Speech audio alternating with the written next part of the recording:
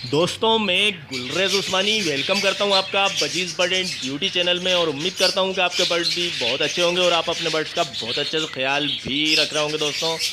दोस्तों बारिश हो रही है, ज़्यादातर मुल्क के हिस्सों में बारिश हो रही है, खूब हो रही है, अच्छी हो रही है बारिश। और 6-6, 7-7 दिन तक बारिश लगातार हो रही है, तो उससे सीढ़ होने लगती है और बारिश से सर्दी जैसा माहौल हो जाता है। और बारिश से अगर परिंदे भीग भी जाते हैं, तो ये सारी बातें हम करेंगे दोस्तों कि बारिश से परिंदों का कैसे ख्याल रखें।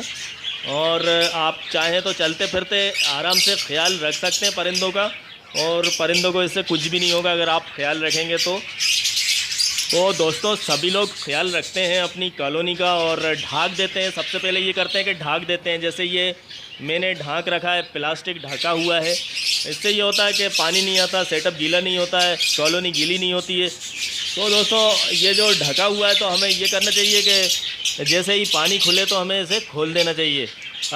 खोल देना चाहिए इसलिए कि हवा आती रहे। अब देखिए ये पानी गिर रहा है, अभी तो पानी गिर रहा है, लेकिन पानी जैसे ही खुल जाए तो आप भले ही 2 घंटे के लिए भी पानी खुले तो आप उसे खोल दें। खोलने से ये होगा दोस्तों कि हवा आएगी और हवा के साथ धूप भी आएगी, और दोनों चीज़ें ज़रूरी होती हैं। आपको पता होगा कि बर्ड्स के लिए हवा, धूप, सर्दी, गर्मी सभी कुछ ज़रूरी है।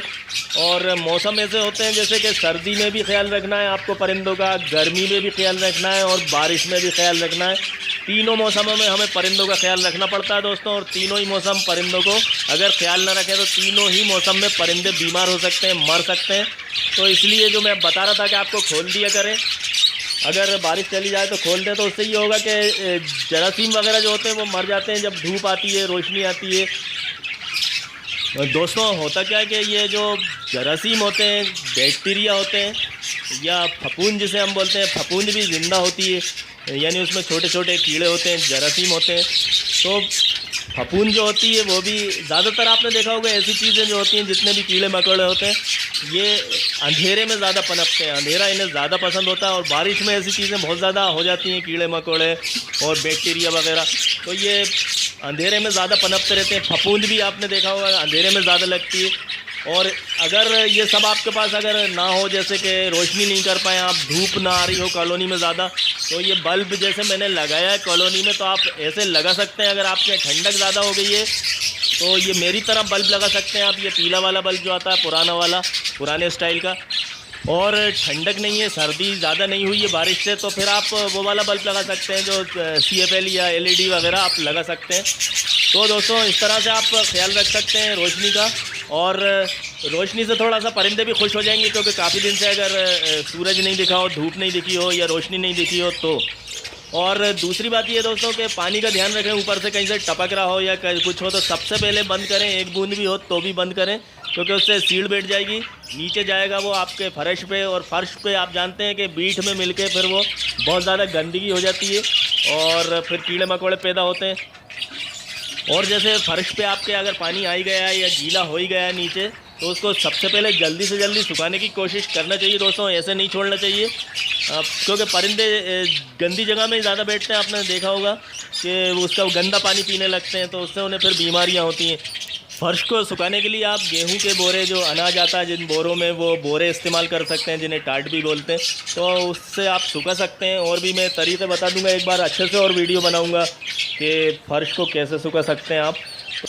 और सब्ज़ियाँ वगैरह जो देते हैं दोस्तों, सब्ज़ियाँ भी काफ़ी अच्छे से धो के देना चाहिए, क्योंकि सब्ज़ियों के ज़रिए भी बहुत बीमारियाँ फैलने का ख़तरा होता है आजकल बारिश में। और आप कुछ रखते हैं सॉफ्ट फूड, अगर रखते हैं तो सॉफ्ट फूड को ज़्यादा देर ना रखा रहने दें, ताकि उसमें कुछ स्मेल आए या ऐसा कुछ हो। पानी भी बदलते रहें टाइम पे, बारिश में ख्याल रखना काफ़ी ज़रूरी होता है दोस्तों। और फिर इनके दाने के जो बर्तन होते हैं उनको भी चौथे पाँचवें दिन साफ़ करते रहना चाहिए, धोते रहना चाहिए चौथे पाँचवें दिन, या जब भी आपको लगे कि थोड़े से गंदे हो गए, क्योंकि जैसे ही ये गंदे होंगे और इन पर कुछ भी गंदगी जमा होगी तो वहाँ पे फिर बारिश में बहुत जल्दी उसमें फफूंद या सड़ान जैसा कुछ होने लगता है। तो उससे बचने के लिए बर्तनों को साफ़ रखना काफ़ी ज़रूरी है दोस्तों। और मैं भी ऐसा करता हूँ, जब भी मैं आपको बता रहा हूँ, मुझे भी जब भी जो भी बर्तन गंदा लगता है जिसमें मैं दाना रख रहा होता हूँ, तो उसे फ़ौरन धो के और सुखा लेता हूँ अच्छे से, और फिर उसमें दाना रख देता हूँ। तो ठीक है दोस्तों, फिर मिलते हैं एक अगले वीडियो में। और आप मेरे चैनल को सब्सक्राइब कर लीजिएगा, आपने नहीं करा हो, जिन भाइयों ने जिन दोस्तों ने मेरे चैनल को सब्सक्राइब नहीं करा हो तो कर लीजिएगा, क्योंकि आप सब्सक्राइब कर लेंगे तो उससे ये होगा कि आपके पास नोटिफिकेशन आ जाया करेगा जब भी कोई मैं वीडियो अपलोड करा करूँगा।